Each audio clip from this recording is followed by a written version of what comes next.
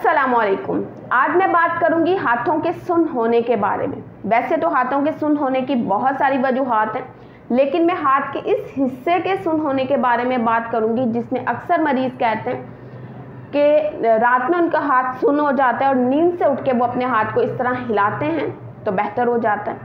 इसी तरह ज़्यादा काम करने से, मुसलसल ऐसा काम करने से जिसमें उनके रिस्ट की मूवमेंट बहुत ज़्यादा हो, तो फिर भी उनका हाथ का ये वाला हिस्सा सुन्न होता है और उन्हें इस तरह महसूस होता है जिस तरह सुइयाँ चुभ रही हों। और अगर इसका बर वक्त इलाज ना करवाया जाए तो उन्हें अपने हाथों में कमज़ोरी महसूस होने लगती है। मेडिकल लैंग्वेज में से CTS यानी कि कार्पल टनल सिंड्रोम कहा जाता है। ये ज़्यादातर ख़वातीन में होता है, लेकिन इसका ये मतलब नहीं कि मर्दों में नहीं हो सकता, मर्दों में भी हो सकता है, लेकिन ज़्यादातर यह ख़वातीन में होता है। और अक्सर ख़वातीन इसमें ये कहती हैं कि जब वो घर का ज़्यादा कामकाज करें या बहुत ज़्यादा बर्तन धोएं या बहुत ज़्यादा कपड़े वगैरह धोएं या मुसलसल कोई इस तरह का काम करें जिसमें उनके रिस्ट की मूवमेंट बहुत ज़्यादा हो, तो उनके हाथ का ये वाला हिस्सा सुन्न होने लगता है और यहाँ उन्हें इस तरह महसूस होता है जिस तरह सुइयाँ चुभ रही हों। या वो वाले लोग जो बहुत ज़्यादा टाइपिंग करते हैं उनमें भी ऐसा रहता है।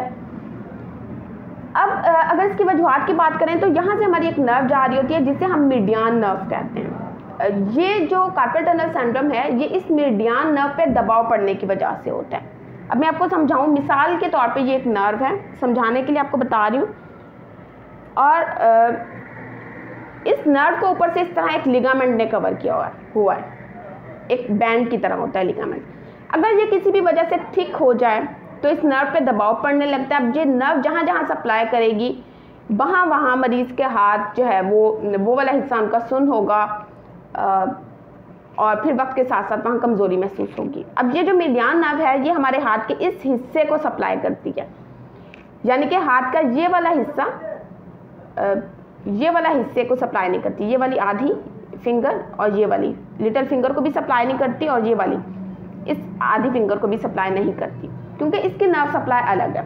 अगर आप गौर करेंगे तो आपका हाथ का ये वाला हिस्सा मुतासिर होता है।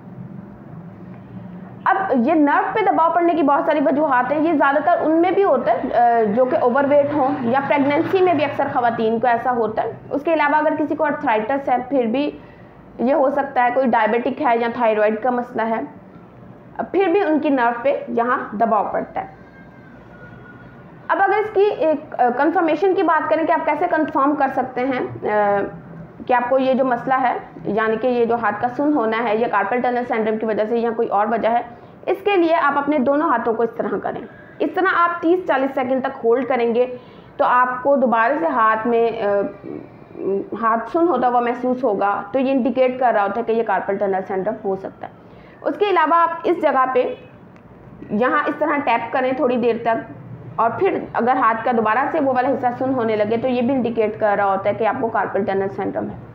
अगर आप ये जानना चाहते हैं कि आपके नर्व पे दबाव कितना है, तो इसके लिए EMG यानी कि इलेक्ट्रोमायोग्राफी करवाई जाती है, जो कि अगर ज़रूरत पड़े तो डॉक्टर आपको कहते हैं कि आप करवा लें, लेकिन अगर ना ज़रूरत हो तो इसके बगैर भी इसकी ट्रीटमेंट हो सकती है। इसकी ट्रीटमेंट की अगर बात करें तो पहले तो इसे नॉन सर्जिकली ट्रीट किया जाता है, लेकिन अगर बिल्कुल मरीज़ को फ़र्क ना पड़े और मसला बहुत ज़्यादा पुराना हो फिर मरीज़ को कहा जाता है कि आप सर्जरी करवा लें।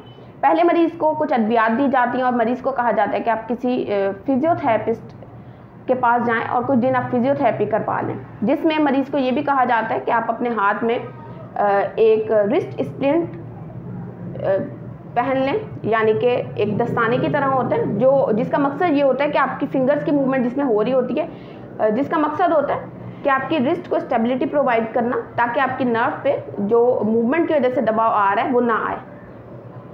तो वो इस्तेमाल करने से मरीज़ को बहुत ज़्यादा फ़र्क पड़ता है। और मरीज़ जब फिजियोथेरेपिस्ट के पास जाते हैं तो वो कुछ मोडेलिटीज़ यूज़ करते हैं उसके दर्द को कम करने के लिए। उसके अलावा जैसा कि मैंने कहा ये नर्व पे दबाव आ रहा है तो उस नर्व की फ्लॉसिंग वगैरह करते हैं, और भी कुछ जिस तरह मोबिलाइजेशन, अगर रिस्ट मोबिलाइजेशन की ज़रूरत हो तो वो भी करते हैं। उसके अलावा अगर इन चीज़ों से मरीज़ को फ़र्क ना पड़े तो यहाँ स्टेरॉइड का इंजेक्शन लगाया जाता है। अगर उससे भी मरीज़ के दर्द में कमी ना आए फिर मरीज़ को कहा जाता है कि आप सर्जरी करवा लें। अगर आपको इस तरह का कोई मसला है तो आप सर्जरी से बचने के लिए, अब थोड़ा बहुत मसला है शुरू में ही आप उसकी ट्रीटमेंट ले लें। ताकि आपका मसला जो है वो ज़्यादा ना हो। आई होप आपको ये वीडियो अच्छी लगी होगी। अगर अच्छी लगी हो तो इसे लाइक और शेयर कीजिएगा। शुक्रिया।